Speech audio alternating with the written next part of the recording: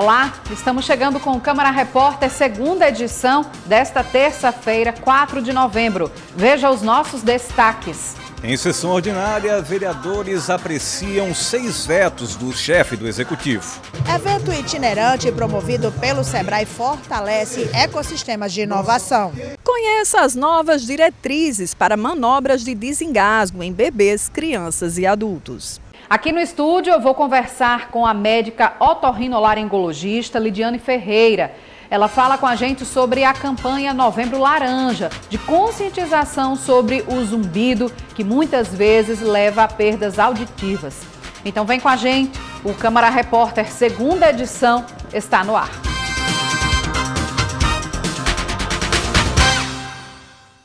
Na sessão ordinária, realizada na manhã desta terça-feira, os parlamentares apreciaram os projetos em pauta na ordem do dia. Um deles, aprovado em segunda discussão, é de autoria do Poder Executivo e dispõe sobre transação resolutiva de litígios judiciais. No pequeno expediente da sessão ordinária desta terça, os vereadores repercutiram uma manifestação realizada na Avenida Salgado Filho em protesto pela morte de pessoas negras no conflito entre policiais e criminosos em uma favela do Rio de Janeiro. Nós vivemos uma guerra contra as facções criminosas, contra a bandidagem. É uma guerra. Só pensa o contrário quem é benevolente com bandido. Infelizmente, numa guerra, pessoas morrem.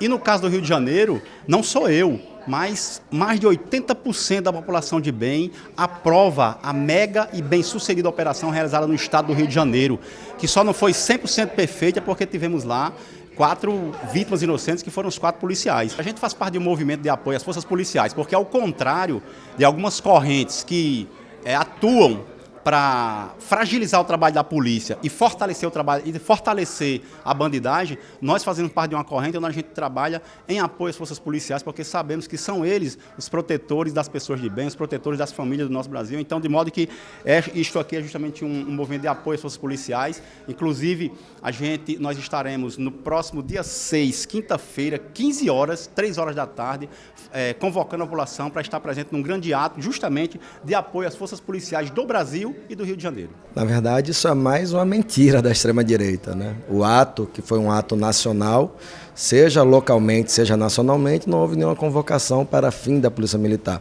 O que aconteceu as pessoas querem, primeiro, que cada morte seja investigada de maneira transparente, porque o nosso país não tem pena de morte, então não pode haver execução sem ter responsabilização de quem tiver executado.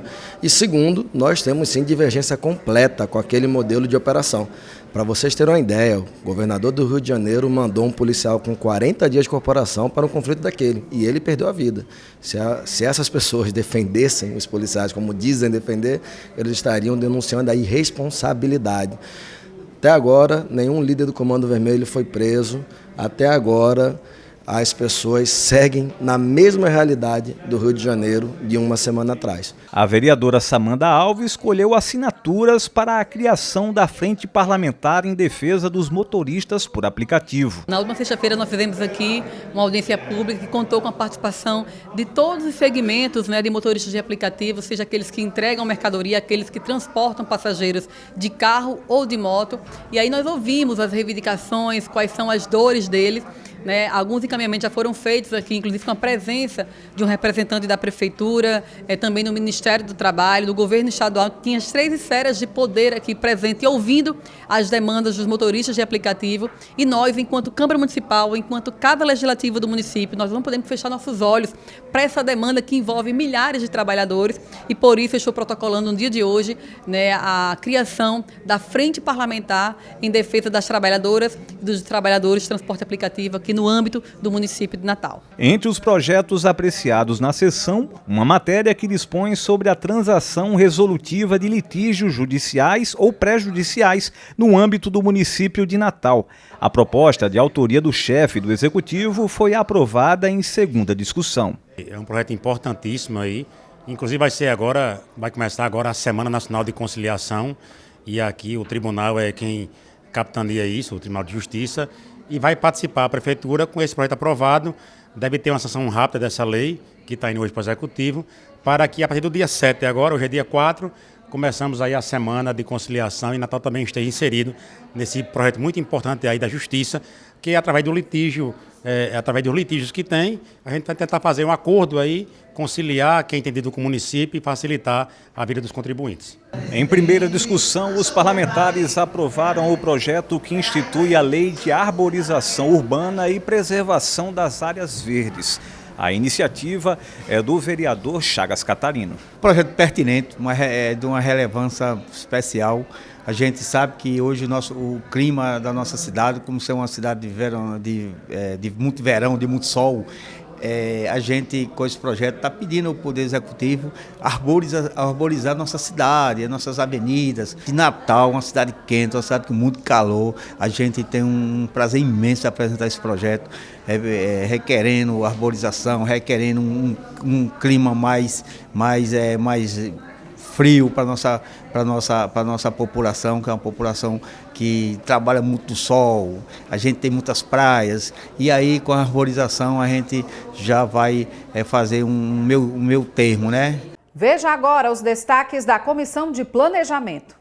Um dos projetos de lei aprovados na Comissão de Planejamento Urbano, Meio Ambiente e Habitação trata da mudança de tipologia de unidade de flat para unidade residencial. A matéria é de autoria do chefe do Executivo. Olha, na verdade é para regulamentar de acordo com o plano diretor e o Código de Obras. Então, para ter uma segurança jurídica, principalmente para os proprietários e os novos construtores, a questão de flat passar para a unidade residencial é fundamental para o futuro da nossa cidade. Outro projeto aprovado institui a assistência técnica pública e gratuita para a construção de habitação de interesse social para famílias de baixa renda. Apesar de muitas vezes as prefeituras, os governos do estado fazerem um planejamento, projetos de novas residências, as pessoas vão para as residências, depois deixam as residências também. Então a gente precisa que realmente seja sempre fazendo, na verdade, uma campanha educativa para essas pessoas realmente receberem, trabalharem e ficarem nas suas residências. A Comissão de Planejamento foi concluída com a pauta zerada. 5 matérias foram designadas para a relatoria e 2 projetos apreciados. A Procuradoria-Geral do Município e a CDL Natal firmaram uma parceria para facilitar a negociação de dívidas de pessoas físicas e jurídicas com o município. Edesiane Moreno conversou com um dos coordenadores da ação e traz mais informações. Nos últimos 5 anos, mais de 9.000 contribuintes foram negativados por débitos com o município. Para evitar que isso volte a acontecer, a CDL Natal e a Procuradoria-Geral do município firmaram uma parceria para facilitar essas negociações. Aqui comigo está o Elkson de Lima, atendimento fiscal da Procuradoria. O Elkson, como é que está funcionando essas negociações agora, a partir dessa parceria? Hoje tem um projeto de lei em vigor que dá direito aí a 100% retirada dos juros, seja ele à vista ou parcelado, a todos os contribuintes que quiserem vir aqui no CDL, né, nos procurar, e ele vai ter direito aí a 100% retirada dos juros, tanto para parcelamentos de dívida de empresas, quanto para IPTUs que o contribuinte tiver em aberto. Quais são os débitos que podem ser negociados? São auto de infração, ISS, dívida de IPTU, são esses, né, serviços que nós vamos estar disponibilizando. Isso vale tanto para a pessoa física como para empresas? Isso, pessoas físicas e jurídicas. Nós vamos estar podendo fazer o parcelamento em até 48 meses, né? Dependendo da dívida, em até 48 meses a gente vai estar fazendo o parcelamento e retificando novamente, dando direito aí a retirar 100% dos juros do valor. O que é necessário para a pessoa que quer fazer esse parcelamento? O que é que ela tem que apresentar no ato da negociação aqui? É só vir aqui nos apresentar CPF, CNPJ ou a inscrição da empresa e a gente verifica aqui toda a dívida que o contribuinte tiver com o município e a gente resolve. Esse parcelamento, o contribuinte também vai chegar no cartão de crédito? Sim, vai ter uma opção que se chama Pix, né, no cartão de crédito. Isso aí o contribuinte vai ter que ver com a promotora dele a disponibilidade, mas a gente pode estar sim disponibilizando ele parcela no cartão de crédito em até 12, 24 meses, dependendo da promotora que vai estar disponível do cartão de crédito dele. Agora tem uma informação muito importante. Aqueles contribuintes que já fez o acordo de parcelamento e aconteceu algo que quebrou o acordo, ele vai ter direito assim a retirar do juro de 100%. 20%, só que, lembrando que ele só vai poder parcelar em 12 meses e dando uma entrada de 20%. Existe um limite mínimo para a parcela? Sim, muito boa essa pergunta. O limite mínimo de parcelas de empresas são de R$ 200 e limite mínimo de parcelas de IPTU é R$ 50. Aí eu queria que você deixasse mais uma vez as informações, como é que o contribuinte pode fazer, né? Para vir aqui trazer o quê? O horário de funcionamento. Pronto, a gente vai estar aqui no atendimento das 13 horas da tarde até as 17 horas. Pode vir, me procura, que o contribuinte chegando aqui com, se for empresa, com a inscrição da empresa, CNPJ ou CPF, e se for IPTU, o sequencial do imóvel, o CPF, a gente vai estar vendo aqui toda a situação, né, o procedimento e dando a informação para o contribuinte. Quer dizer, a negociação só pode ser feita aqui na sede da CDL, né? Essa negociação está com a parceria com a CDL, está sendo feita aqui, está sendo feita também no CEFIM e está sendo feita também na Procuradoria-Geral do município. Nesses 3 endereços, pode procurar que a gente vai estar fazendo essa negociação. Pela primeira vez, Natal cedia até quinta-feira um encontro internacional realizado com apoio do SEBRAE, que fomenta a inovação em diversos setores, do público ao privado. A repórter Simone Silva foi lá conferir. Um evento internacional que visa conectar e promover aprendizado entre ecossistemas locais de inovação do Brasil e do mundo. Esse é o Eli Summit, promovido pelo SEBRAE e que ocorre em Natal durante 3 dias, reunindo cerca de 800 pessoas de todo o país. Aqui o objetivo é criar um ambiente propício para a troca de conhecimento técnico, a geração de negócios e a formação de parcerias estratégicas. É um evento anual de todos os ecossistemas locais de inovação do Brasil. Então são arranjos em que organizações públicas, privadas, né, das academias e da sociedade civil, num determinado território, elas se unem para juntos fomentar o desenvolvimento com base na inovação. E elas se reúnem aqui, são cerca de 240 ecossistemas que estão aqui presentes, né? De 25 estados brasileiros, estão presentes nesse encontro. E a beleza disso é que aqui não tem 2 ecossistemas iguais. Essa é a riqueza do nosso país. O Brasil é muito diferente. Então o Brasil tem resposta para tudo. Palestras, painéis, oficinas e visitas técnicas integram a programação, envolvendo governos, empresas, universidades e sociedade civil. São 240 ecossistemas de 25 estados. São experiências exitosas que acontecem regionalmente nos vários estados brasileiros e no mundo inteiro. Isso é um evento internacional e que são compartilhados e discutidos aqui. E também aquelas soluções que são temáticas. Por exemplo, aqui no Rio Grande do Norte, nós temos um ecossistema local de inovação da área de saúde, com um grande protagonismo da Liga. Nós estamos montando um novo ecossistema local de inovação da construção civil, com o protagonismo do Sindicato da Indústria da Construção Civil. Estamos fazendo um grande ecossistema local de inovação setorial da área do agronegócio. Aí nós temos a Federação da Agricultura e a Norte. Então isso se discute aqui durante 3 dias. Na manhã eles visitam, vão ao PAX, vão ao IMD, vão ao Instituto Senai de Inovação, vão algumas empresas, vão a Guararapes, né, vão a Esterbon. Algumas empresas nossas que têm uma base tecnológica forte, né? Então é importante isso vir para cá, porque a gente dá visibilidade aos nossos projetos, ao tempo que conhece outros projetos de outros parceiros. Um dos temas discutidos girou em torno do desenvolvimento territorial para pequenas cidades. No RN, o município de Currais Novos, da região Seridó, vem sendo apontada como um dos territórios locais de inovação. E há motivos para isso. O que tem acontecido lá no Vale do Seridó, porque a gente tem acreditado nas pessoas que fazem parte do nosso ecossistema. Então, desde o início da metodologia que foi aplicada e já em pleno desenvolvimento, as conexões dos mais diversos atores institucionais têm feito, de fato, a diferença naquela região. o envolvimento das instituições de ensino e pesquisa, não é? Os próprios empresários, né? O SEBRAE e várias outras instituições que têm dado as mãos uns aos outros, né? Para que a gente possa realmente levar inovação para a nossa cidade e para as cidades daquela região do Seridó. Hoje eu tenho alunos e ex-alunos que desenvolveram soluções para o mercado local, que por sua vez estão inseridos dentro do ecossistema. Eu tenho um aluno que hoje é membro da governança também do ecossistema.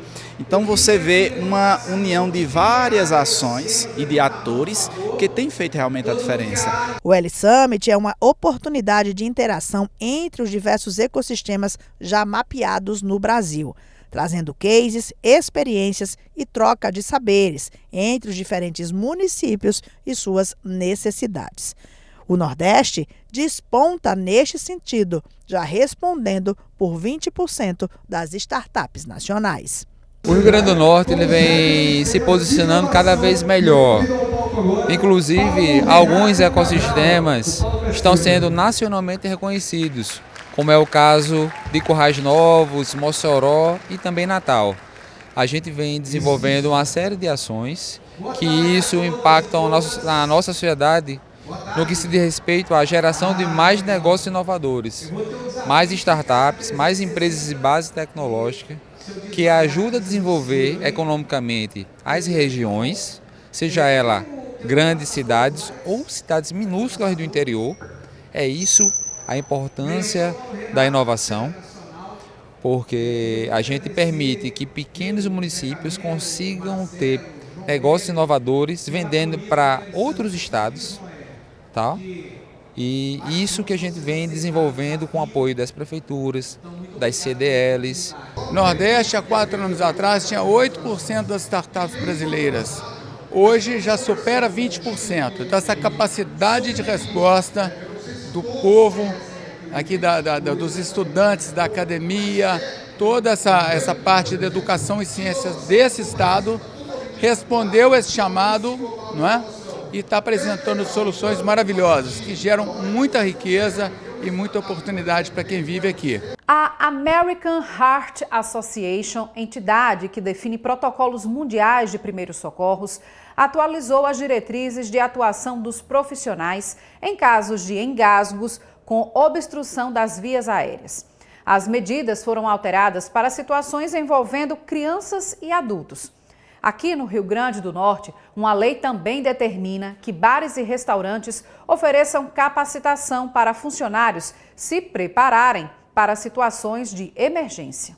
A partir de agora, a recomendação para bebês com menos de 1 ano é alternar 5 pancadas nas costas e 5 compressões no peito, usando a base da palma da mão até a expulsão do corpo estranho. Caso o bebê perca a consciência, deve ser realizada a manobra de ressuscitação cardiopulmonar. A manobra de desengasgo do bebê é feita com ele apoiado no seu antebraço e seu antebraço apoiado na sua perna. O socorrista deve estar sempre sentado para que esse bebê não caia. Apoia o bebê na perna e realiza 5 tapas nas costas, no meio das costas. Faz os 5 tapas e esse tapa é com essa parte da mão aqui, essa região que a gente chama de calcanhar da mão. E esse tapa é feito no sentido de empurrar o objeto para baixo. Em seguida, vira o bebê de barriga para cima no seu outro antebraço, apoiado na sua outra perna, e realiza compressões no meio do peito do bebê com a região do calcanhar da mão, que a gente chama. Faz essas compressões, são 5 compressões, alternando com 5 tapas. Essa manobra é realizada até o bebê desengasgar, ou seja, expelir o objeto que obstruiu a via aérea dele, ou ele ficar inconsciente, que é aquele bebê que não está mais respirando, que não responde mais, não se movimenta mais. E aí, nesse caso, se o bebê ficar inconsciente, nós vamos colocá-lo em uma superfície rígida, pode ser o chão, pode ser uma mesa, vai abarcar o tórax do bebê, o peito do bebê, e vai fazer compressões com os polegares. Se o bebê for um pouco maior e o adulto não consegue abarcar esse peito do bebê, pode realizar a manobra com uma mão, com a região do calcanhar da mão, que a gente chama, e aí faz as compressões no meio do tórax com esse calcanhar da mão. O procedimento também foi ajustado para crianças e adultos, alternando pancadas nas costas e compressões abdominais. Até então, o protocolo era começar diretamente pelas compressões. As novas recomendações buscam simplificar o treinamento, aumentar a chance de resposta eficaz e diminuir o tempo até o início das manobras, um dos fatores mais críticos para a sobrevivência. Antes, a gente fazia apenas abarcar esse adulto ou essa criança, abraçar por trás, pelas costas e dar golpes na barriga, na região abdominal, que era o que era chamado de manobra de Heimlich, que hoje também mudou. São manobras agora de descompressão, manobras de desobstrução de vias aéreas. Essa manobra agora é feita da forma semelhante ao bebê. Nós inclinamos o adulto ou a criança para frente, damos 5 tapas nas costas desse adulto ou dessa criança, também com aquela região da mão que eu falei, a região do calcanhar da mão, e em seguida faz os 5 golpes na região abdominal. Abraça esse abdômen entre a cicatriz umbilical e o osso do externo, que a gente chama, é bem no meio da barriga que a gente faz a mão em punho e faz essa compressão em formato de guarda-chuva ou de letra J, que é para dentro e para cima, até que essa pessoa venha a desengasgar. Caso essa criança ou esse adulto não consiga desengasgar e perca a consciência ou perca ali a respiração, pare de respirar, a gente vai colocá-lo no chão, ao solo, e vai fazer as manobras de ressuscitação cardiopulmonar, que aí vai ser com as 2 mãos no centro do tórax, no centro do peito, fazer essas compressões até o socorro chegar. No Rio Grande do Norte, a Lei 12.404, de autoria da deputada estadual Cristiane Dantas, prevê, além de ações educativas, treinamento e capacitação para funcionários de bares e restaurantes na manobra de desengasgo. É uma lei que devemos dar assim, uma visibilidade para que todos saibam que as manobras podem salvar a vida, tanto em crianças como em adultos. E a rápida ação vem aí fazer toda a diferença. Então é essencial que em lugares onde pessoas estão se alimentando, como em bares, restaurantes, esses funcionários tenham essa capacitação e saibam como fazer, como agir rapidamente para desengasgar, né, aquela pessoa que está precisando de auxílio nesse momento. E isso não é um fato que ocorre com muita dificuldade, né? Às vezes a gente engasga até tomando água. Então, de fato, precisamos que tenhamos esses profissionais qualificados e atentos a qualquer cliente que esteja passando por essa dificuldade para acionar ali as manobras. E veja a seguir, CREA começa a fiscalizar pontos de carregamento de carros elétricos em todo o estado. E ainda, as dicas dos especialistas para os candidatos na reta final de preparação para o Enem 2025. Não saia daí que o Câmara Repórter segunda edição volta em instantes.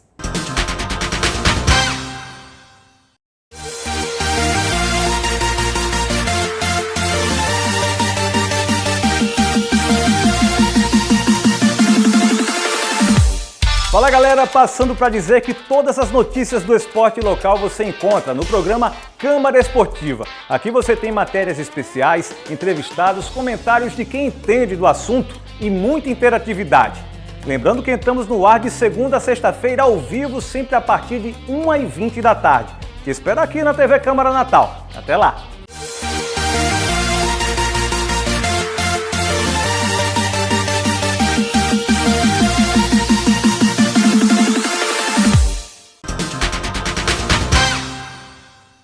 O Conselho Regional de Engenharia e Agronomia do Estado, o CREA, iniciou nesta semana uma força-tarefa de fiscalização com foco nos pontos de recarga de veículos elétricos em Natal e região metropolitana.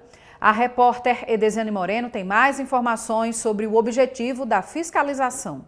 Até a próxima sexta-feira, dia 7, o CREA-RN realiza mais uma força-tarefa de fiscalização com ações concentradas em Natal e região metropolitana. A operação, que reúne fiscais de todo o estado, ganhou um novo foco: a inclusão dos pontos de recarga de veículos elétricos entre os itens fiscalizados. A medida reflete a necessidade de garantir segurança nas instalações elétricas que alimentam os automóveis. A avaliação é no sentido de verificar se existe ou existiu um profissional responsável por aquela instalação, com o devido registro. A Força Tarefa conta com 11 fiscais atuando na capital e Grande Natal, com visitas a obras, hospitais, escolas, hotéis, shoppings, clínicas, postos de combustíveis e supermercados. De acordo com o CREA, o objetivo inicial da fiscalização é educativa, mas há sanções previstas em lei caso haja risco iminente ou exercício ilegal da profissão. O assunto agora é educação. O IFRN está com inscrições abertas para 800 vagas para cursos técnicos gratuitos. O IFRN abriu 800 vagas para cursos técnicos de nível médio na forma subsequente, com ingresso previsto para o primeiro semestre de 2026. As vagas são distribuídas entre os campi de Mossoró, Natal Central, Natal Centro Histórico, Natal Zona Norte, Nova Cruz, Parelhas e Parnamirim. O processo seletivo é voltado a quem já concluiu o ensino médio e busca aperfeiçoar a formação com uma habilitação técnica. As inscrições acontecem de 5 de novembro a 7 de dezembro de 2025, exclusivamente pela internet, no portal do candidato do IFRN, e custam R$ 25. Pessoas inscritas no CAD único podem solicitar a isenção da taxa entre 5 e 16 de novembro. O ingresso será definido por sorteio eletrônico entre os inscritos. De acordo com o IFRN, o sistema é totalmente automatizado e garante transparência no processo sem aplicação de provas. O resultado final tem divulgação prevista para 4 de fevereiro de 2026. Os cursos técnicos têm duração média de 2 anos e combinam formação teórica e prática, preparando o estudante para atuar em setores produtivos, serviços, indústrias, comércio e gestão, conforme o eixo tecnológico escolhido. Para se inscrever, o candidato deve acessar o Sistema Gestor de Concursos, SGC, do IFRN e criar uma nova conta, preencher os dados solicitados e ativar a conta por meio do link enviado ao e-mail cadastrado. Entrar no sistema com CPF e senha, selecionar o concurso e a oferta de curso desejada, preencher as informações e confirmar a inscrição. Todos os cursos contam com 40 vagas. Em Mossoró, os cursos disponíveis são edificações no turno noturno, eletrotécnica também noturno, informática vespertino e mecânica matutino. No campus Natal Central, os cursos ofertados, também com 40 vagas cada, são eletrotécnica vespertino, mecânica noturno, petróleo e gás noturno, edificações vespertino, estradas noturno, mineração vespertino, segurança do trabalho com turmas nos horários vespertino e noturno.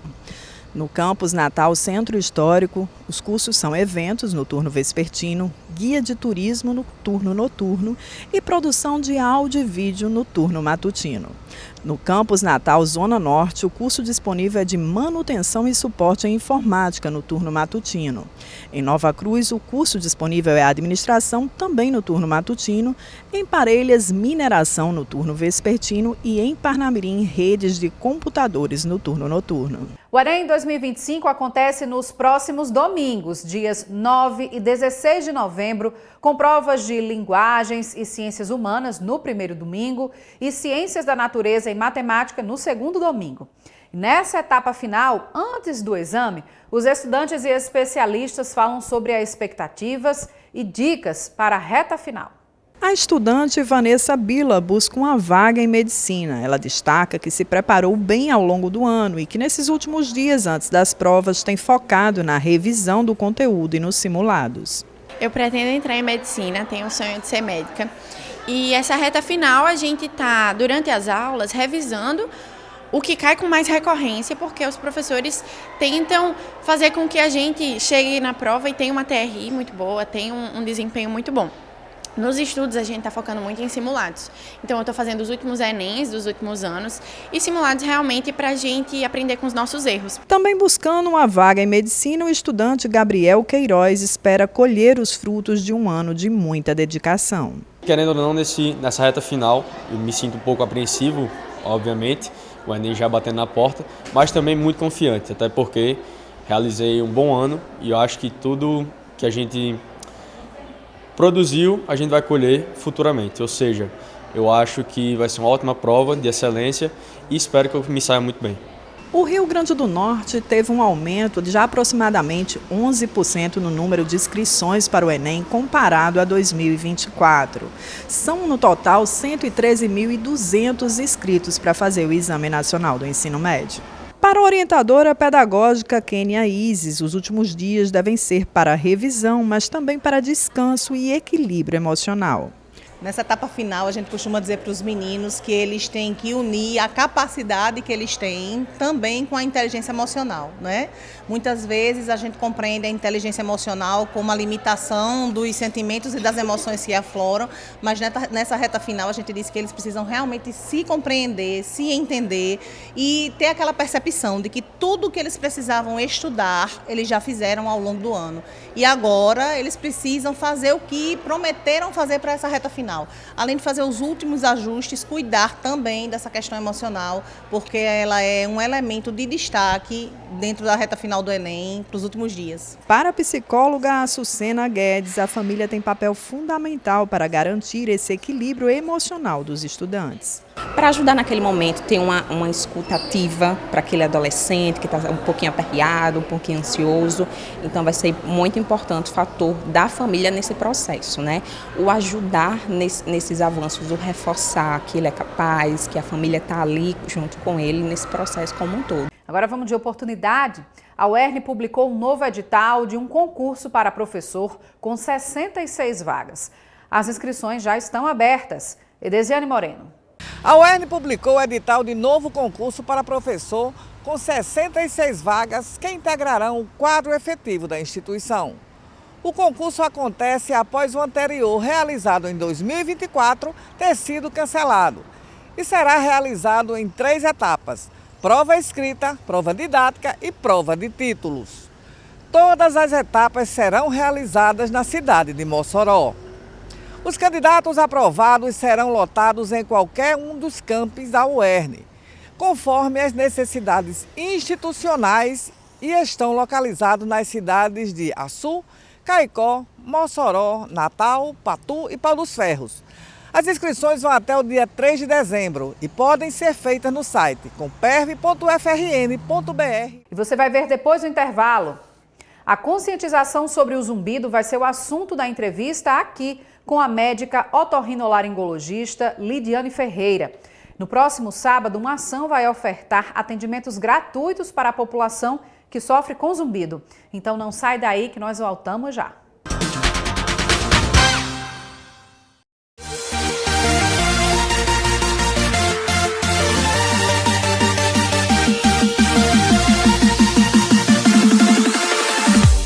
Fala galera, passando para dizer que todas as notícias do esporte local você encontra no programa Câmara Esportiva. Aqui você tem matérias especiais, entrevistados, comentários de quem entende do assunto e muita interatividade.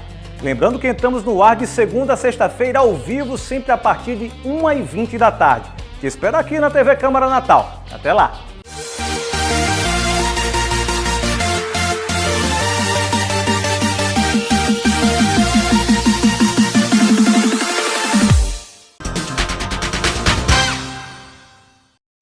Estamos de volta aqui com o Câmara Repórter para falar de uma condição de saúde que muitas vezes as pessoas não dão tanta atenção, mas interfere diretamente na qualidade de vida. Eu estou falando sobre o zumbido e neste mês de novembro acontece a campanha Novembro Laranja, que é de conscientização a respeito do zumbido, sobre essa condição. E por isso eu recebo aqui a médica otorrinolaringologista e chefe do ambulatório de zumbido do Hospital Universitário Onofre Lopes, doutora Lidiane Ferreira. Seja muito bem-vinda, doutora Lidiane, para conversar com a gente sobre aquele zumbidinho, né? Que muitas vezes a pessoa não dá atenção. Obrigada, Larissa, pela oportunidade. E realmente, muitas vezes a pessoa não dá atenção, mas é um sintoma que, se for dada a devida atenção, pode incomodar bastante, né? Existem diferentes condições para um zumbido, doutora? Sim, o zumbido, na grande maioria das vezes, ele é auditivo, né? A causa é a perda auditiva. Mas tem pessoas que têm zumbido por várias outras causas, alterações metabólicas, por exemplo, uma alteração de colesterol, um nível alto de glicose, alterações musculares, alterações até emocionais, estresse, pressão alta. Então, quem tem o zumbido pode estar, na verdade, sendo refletido uma outra alteração, uma outra doença que tem e que precisa ser investigada. Quando é que as pessoas, assim, geralmente eu acho que as pessoas só devem procurar, por exemplo, um atendimento, quando esse zumbido ele é constante, do dia todo, da hora que a pessoa acorda até para dormir a pessoa deve escutar esse zumbido. Só se caracteriza que o zumbido é algo mais patológico quando chega num nível desse, doutora? Nem sempre, né? A gente tem que diferenciar o zumbido doença do zumbido distúrbio. Sim. O zumbido que é o distúrbio é aquele que incomoda, que atrapalha, que na verdade deixa de ser só um sintoma que a pessoa percebe, mas que atrapalha o seu dia a dia. Então algumas pessoas têm o zumbido, mesmo que por alguns momentos do dia, mas que é incômodo ao ponto de não conseguir trabalhar, de não conseguir dormir. Nesses casos a pessoa precisa fazer uma avaliação. Na verdade, todo zumbido precisa ser investigado, mas aqueles que chamam mais atenção são esses que causam mais angústia, mais incômodo, que a pessoa deixa de fazer suas atividades no dia a dia por conta do barulho, que muitas vezes é muito alto, né? Com certeza. E todo zumbido, ele está associado a uma questão de perda auditiva? A grande maioria, sim. Cerca de 90% das pessoas que têm zumbido tem algum grau de perda auditiva associada.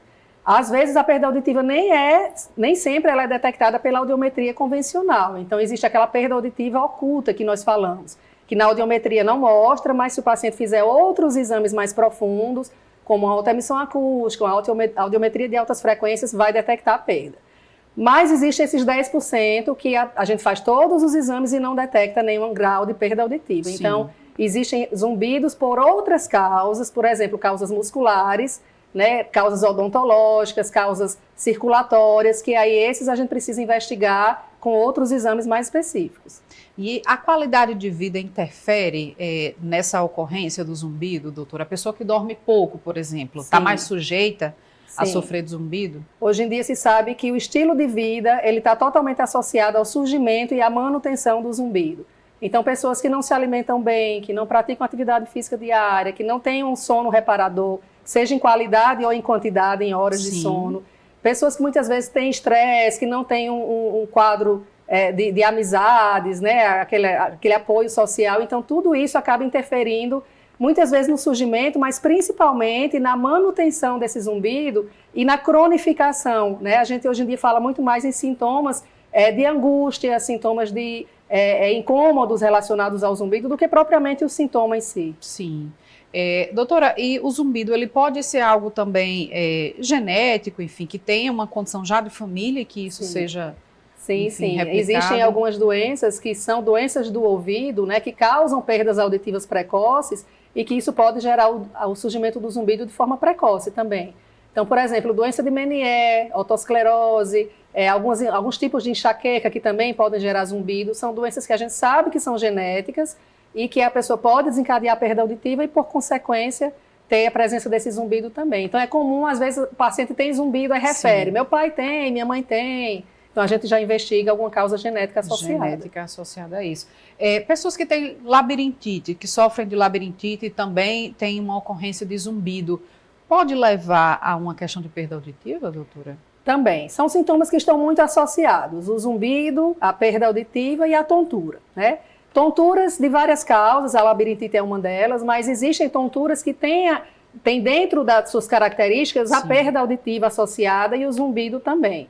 Então, na presença de qualquer um desses sintomas, é importante que acenda o alerta, né, no paciente, que ele procure a ajuda de um otorrino, para que a gente possa investigar a real causa e, se não apareceram ainda todos os sintomas, ficar no alerta de que pode vir a aparecer também depois, né? Isso mesmo, né? E a gente está falando aqui de algo que, como eu falei no início, muitas vezes as pessoas não dão tanta atenção à questão do zumbido, mas como a senhora falou, tem pessoas que sofrem com essa condição, da hora que acordam, para tentar dormir não conseguem, gera até um transtorno mental, né? Porque interfere, né, na qualidade de vida totalmente, doutora. Exatamente. Tem pessoas que desenvolvem um problema de saúde mental. Saúde mental. Disso. A cada dia mais a gente vê, depois da pandemia, aumentou muito a quantidade de pacientes ansiosos, pacientes depressivos, e a presença do zumbido, daquele barulho incômodo, que muitas vezes o paciente não consegue dormir, acaba fazendo o ciclo perpetuar, né? O zumbido faz piorar a ansiedade que não deixa o paciente dormir aumenta o zumbido, porque ele fica escutando, quanto mais ele escuta, mais ansioso fica,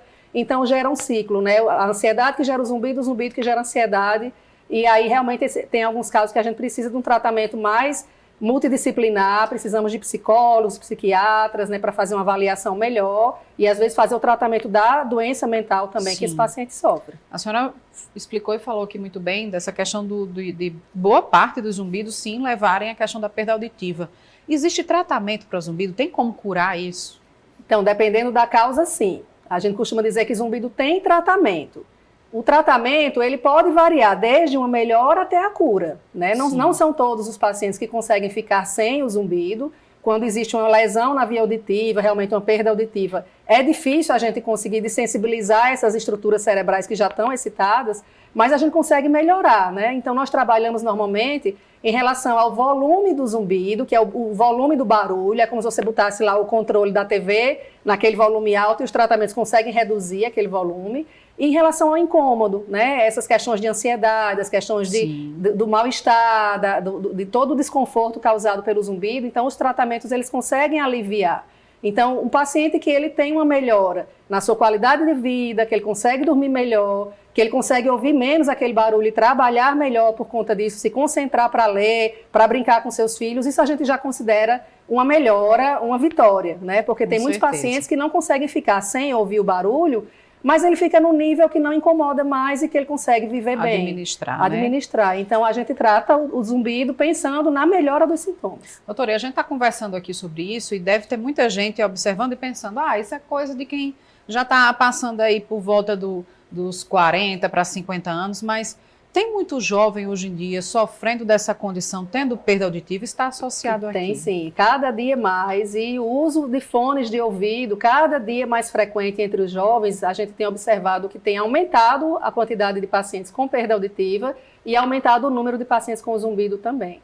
Porque o problema não é usar o fone de ouvido, é como você usa esse fone, o volume que você coloca e a quantidade de horas por dia que você usa, né? Sim. Então, muitas pessoas ainda estão fazendo trabalho remoto, ficam 8 horas por dia com fone de ouvido, vão para a academia com fone de ouvido, querem desaparecer, ouvir música, colocam fone de ouvido. Então, no total, acabam que, assim, passam a maior parte do seu dia ouvindo aquele som num volume muito alto e muito próximo do ouvido. Então, a vibração no ouvido, no tímpano, acaba gerando uma perda auditiva mais precoce. Então, pacientes que usam, normalmente mais jovens, né, que usam muito fones de ouvido, acabam desencadeando uma perda auditiva precoce. Olha aí, tem que acender esse alerta mesmo para crianças, os jovens, inclusive, né? Olha, crianças que usam muito fones de ouvido. Ter essa consciência, né? Porque tudo isso, a gente volta falando sobre essa questão de fone de ouvido, a questão da dependência das redes sociais, ou então dos jogos eletrônicos, né? Que a criança fica ali com o celular ou na frente de um computador, enfim, e se perde também por conta disso. Já tem outros problemas associados a isso, até a questão da visão também, assim, os médicos falam do aumento de crianças com miopia por conta de alta exposição à tela, e agora esse reforço aqui, né, dos médicos especialistas, otorrinolaringologistas, falando da questão da perda auditiva também, muito preocupante. Doutora, e para quem começa a ter essa situação de zumbido, enfim, sentindo essa dificuldade, como é que faz esse acompanhamento com audiometria? Tem que ser todo ano? Como é que é? No surgimento da queixa do zumbido, o ideal é procurar um otorrino logo o quanto antes, né? A gente sabe que, infelizmente, saúde pública, a gente tem uma dificuldade de acesso ao médico otorrino, mas o próprio clínico geral, o médico da UBS, ele já pode solicitar uma audiometria, e uma vez detectada a perda auditiva, aí sim o otorrino deve ser realmente consultado, né? Porque para investigar realmente a causa dessa perda. Se é uma perda da idade, se é uma perda relacionada à alteração metabólica, alguma doença do ouvido, e tentar fazer o tratamento de forma adequada, né? Dependendo da perda auditiva, não há como reverter essa perda, mas a gente consegue estabilizar, a gente consegue estimular de alguma forma. Se for uma perda muito grande, evitar que ela evolua. Se for uma perda muito grande, usar um aparelho auditivo, até nas pessoas que têm perdas grandes.